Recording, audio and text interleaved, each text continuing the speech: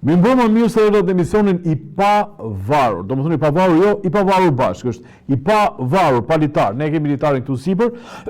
E ka montuar me Cristiano Xhanari që në vitin 2020 ta kishim për treguar që nuk jemi të varur, nuk na ka varur pushteti, nuk na ka varur opozita, nuk na ka varur askush. Natyrisht varemi pak nga disa rrethana. E duke qenë të pavarur, kemi edhe mundësinë të flasim, ashtu siç e mendojmë. Do thoni ju, po jo unë se mendoj kështu, bravo. Në qoftë se as ti se mendon kështu siç e mendoj unë, do thotë që jemi në të njëjtën lidhje, do thotë që mendon secili me mendjen e vet. Në qoftë se ti s'mendon siç mendoj unë se kështu mendon kryetari yt, ka problem tjetër, ktheje se ka kanale të tjera ku mund ta gjesh veten. Ju që mendoni me mendjen tuaj, rrini se jeni në vendin e dur. Dhe ne do të diskutojmë, do të komentojmë ato që kanë ngjarë gjatë javës dhe që pritet të ngjasin. E kam marrë anglisht se është nga Reuters, edhe ne na pëlqen kur I kemi nga llafet huaja, për shembull Albanian PM, Prime Minister, seek to stop, pra kërkon të ndaloj drejtësinë që të pezulloj ministra. Pra edhe Reutersi e ka parë këtë si një çudi të madhe që kryeministri I Shqipërisë do të ndaloj drejtësinë, të ndaloj ministrat, të pezulloj ministrat nga ushtrimi I detyrës. Dhe faktikisht është bërë një betejë, braccio di ferro I thonë italianët, është ajo mundja e krahut, mes kryeministrit dhe sistemit drejtësisë dhe duket se për momentin ka fituar kryeministri. Bashkë me korrupsionin përkatës që ka para, sipër, poshtë, anash dhe pas vetes vet. Pra kryeministri ka ndaluar edhe pse zëvendës kryeministri ka kërkuar 3 herë sipas kryeministrit dorëheqjen, dhe në çdo vend demokratik kur një personalitet I politikës përflitet, lere pastaj të merret I pandehur nga drejtësia, jep dorëheqjen. Rama nuk ja pranon dorëheqjen. Dhe duke mos I pranuar dorëheqjen, ka filluar një betejë të madhe me drejtësinë, që natyrisht e fiton Rama sepse ka të gjithë pushtetet dhe është duke I thënë të gjithë botës, përfshi dhe popullin e vet.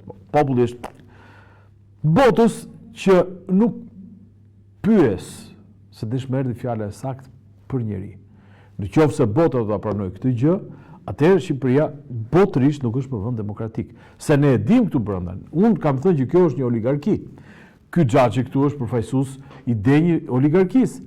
Por edhe bota duhet ta kuptojë që jo nuk I do trapi këtij zotërisë, që ta lëshojë një varëse të tillë, e cila është e marrë pandehur nga drejtësia. Çfarë ka ndodhur pas ditën e sotme, do na tregoj Cristiano në këtë çaste. Kërkesa e SPAK për Ballukun, Bardhi, ku vendi u shndrua në bunker për të korruptuarit. Pra, është diskutuar sot në kuvend, është diskutuar kjo çështja e heqjes ose jo të imunitetit, dhe kuvendi nuk, ose më saktë jo kuvendi, po ai komision që e ka diskutuar nuk ka pranuar që të heq imunitetin zonjës Balluku, dhe ja ku kemi kërkesa e SPAK, thot Bardhi, kuvendi u shtruar në bunker për të korruptuarit. Pra, jo vetëm Edi Rama, mazhoranca nuk do drejtësinë të lejoj të vazhdoj të bëj drejtësi në Shqipëri, edhe pse është krijuar SPAK, edhe pse është krijuar GKKO, që është gjykata kundër krimeve të organizuar dhe korrupsionit. Drejtësia, reforma në drejtësi, ajo që është trumbetuar si ai topi 360 gradë Edi Rama që qëllon këdo pa dallim feje krajinë dhe ideja, ka ngecur dhe ka ndaluar aty ku Edi Rama si bën dëm. Ky është fundi I reformës në drejtësi. Nuk e di se si do të vazhdojmë, nuk e di se si do të reagojnë ndërkombëtarët, por për momentin jemi këtu në këtë pikë. Kështu që të lutem Cristiano, shqiptarët e morën vesh dhe mua vjen shumë mirë që ndodhi kështu. Bardhi flet pas mbledhjes së Këshillit të Mandateve, PSO kthye në mburoj për Ballukun. Të fortët e lexoj më mirë këtu. Të fortët kanë kërcënuar dëshmitarët, po hetohet nëse ka lidhje me krimin. Është diskutuar natyrisht që këto tendrat që janë bërë kanë përfshirë brenda edhe personazhe të fuqishëm botës së krimit. Kështu që nuk është thjesht çështje se zemra e zotit Rama është lëngëzuar përpara një brishtësie femërore, një bashkëpunëtore të denjë të tij, edhe thotë leje po e mbaj se gjuna mos shkojnë në burg. Jo vëlla, lidhen interesa edhe të krimit organizuar në këtë rast dhe nisa të thotë që unë jam shumë I lumtur, po shumë I lumtur që Këshilli I Mandateve nuk vendosi për të hequr mandatin zonjës Balluku, sepse do të vazhdonte ideja që Shqipëria është një republikë normale, që është me një demokraci funksionale, që pushtetet janë të ndara, që reforma në drejtësi ka sukses në vetë pavarësisht dështimeve. Jo.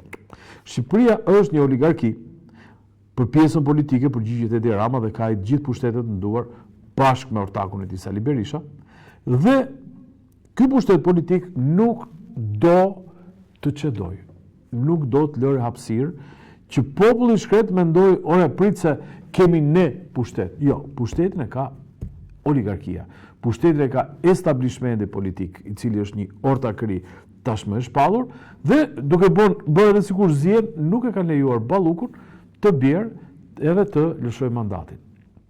Është më mirë kështu, dëgjoni mua, zullumi këputet kur trashet, edhe pak edhe trashet mirë. Është gjithë urat që ka rënë nëpër Shqipëri e tunelet këto ditët e fundit. Duket si dora e Zotit, nga jugu në veri, diku ka rënë ura, diku është shëmbur tuneli, diku është prishur rruga, në një kohë, kudo. Duket si dora e Zotit.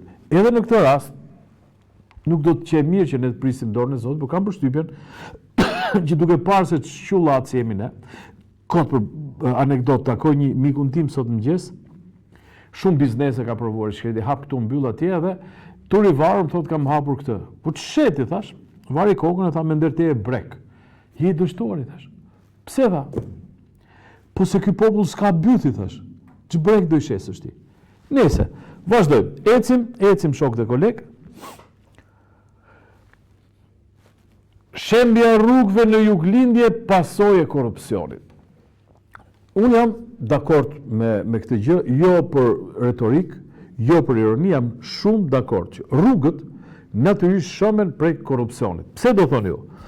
Sepse në atë trajektore, që është faktikisht vazhdimi i rrugës Apja, që niste nga Roma, dhe është rruga Egnatia, pra është nga koha romakëve, 2000 kusur vite rrugë. Aty ka ura të ndërtuara 2000 sa vite më parë, 1000 sa vite më parë, 500 sa vite më parë, të cilat qëndrojnë të fuqishme. Ura guri, nuk ishte shpikur atëre beton armeja, nuk ishte shpikur këto gjërat moderne, dhe ura dhe rrugë të 30, 20, 10 viteve më parë, janë bërë cop. Natyrisht, jam shumë dakord për shkak të korrupsionit, sepse një fije hekur e ka marrë kjo firmë, një leje për të gërryer shtratin e lumit e ka marrë firma tjetër. Kështu me radhë, edhe kanë rënë, janë shkatruar. Çështja është, vërtet e dim problemin, po pse japim ilaçin e gabuar? Një miku im pati problem, erdhi këtu në Shqipëri, ishte në Shqipëri, i gjetën një si biçim nishani edhe ja hoqën. Më sa kohë mori zhvillim të madh, edhe shkoi në Austri. Dhe austriakët thanë këtë që më shkon këtu. Ore tha, na vjen keq se i kanë vënë emrin e saktë. Kjo diagnozë është. Po kjo tha, ose preket ose hiqet me rrënjë, tha, këta pse e kanë bërë kështu. Dhe në rastin konkret, në qoftë se është narkoshtet, korrupsioni ka shkatruar rrugët, atëherë në këto vende ku ka krizë, duhet ishte e gjithë opozita sot në këto çaste. Me makina, në këmbë, me pankarta, me gjithçka, dhe të vazhdojnë protestën kombëtare datës 20. Shumë mirë, shumë rehat, marrësh popullit ta lagësh me ato ujin me spec që hedhin në bulevard. Por në qoftë se shkon tek vendi i krimit, tek vendi ku ka rënë ura, ku është çar tuneli, ku është çar rruga atje një marr, ka shumë më tepër efekt protesta. Shtë të them se du t'japon mend opozitës, si thua ti Kristiano? Dilni një gjë tjetër? Se sot Edi Rama që ta merrni vesh ju,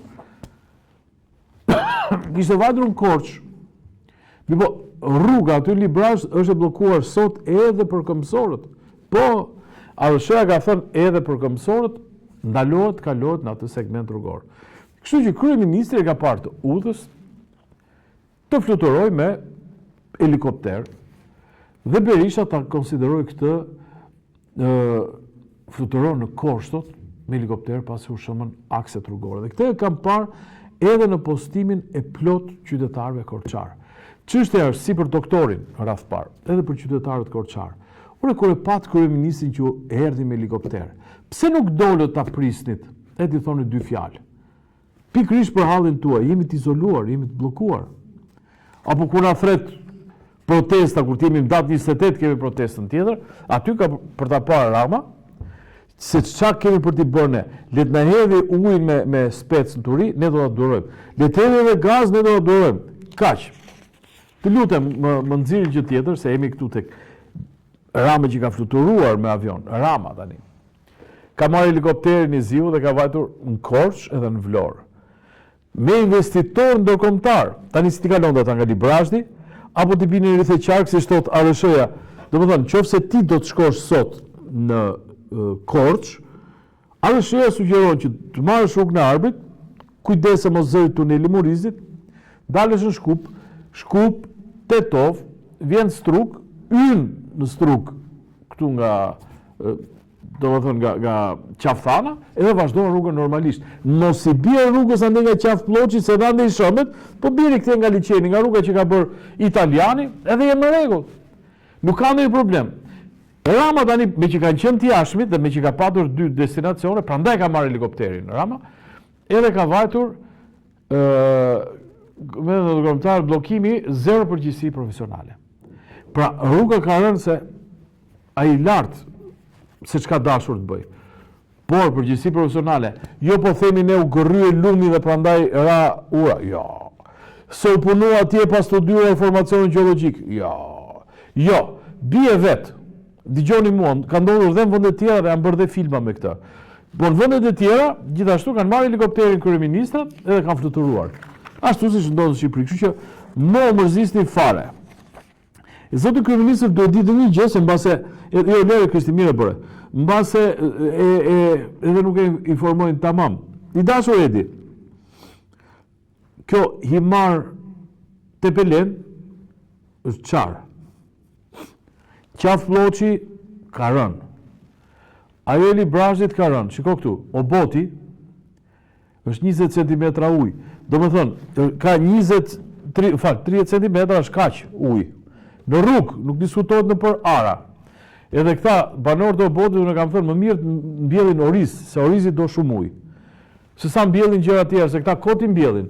Një herë në 2-3 vjet ja u merr lumi këtyre me pata, me rosa, me pula, me derra, me çfarë ka. Natyrisht edhe mi për Shqipëria dhe të lëmë patat e rosat e Obotit. Është një gjendje lufte skandaloze. Korridori 8, pra Tiranë-Korçë, është korridor ndërkombëtar. Nuk është thjesht një rrugë fshati, e cila gjithashtu ka rëndësinë e vet, por është korridor ndërkombëtar.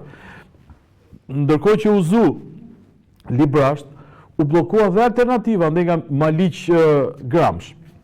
Bllokua dhe atje se s'kishte parë e zeza rrugë ndonjëherë aq njerëz. Kështu që Shqipëri bllokuar rruga e Arbrit, bllokuar këto të tjerat. O i dashur Edi, e ke Shqipërinë të izoluar vëlla. Edhe në kohën e Verit ka qenë më lirë se kaq. Nëse jo. Kohë të them po. Shiko, me këto gjëra do merrem, po bëjmë çik pauzë, më tha Fyti si thua Kristiano. Pak publicitet kthehemi.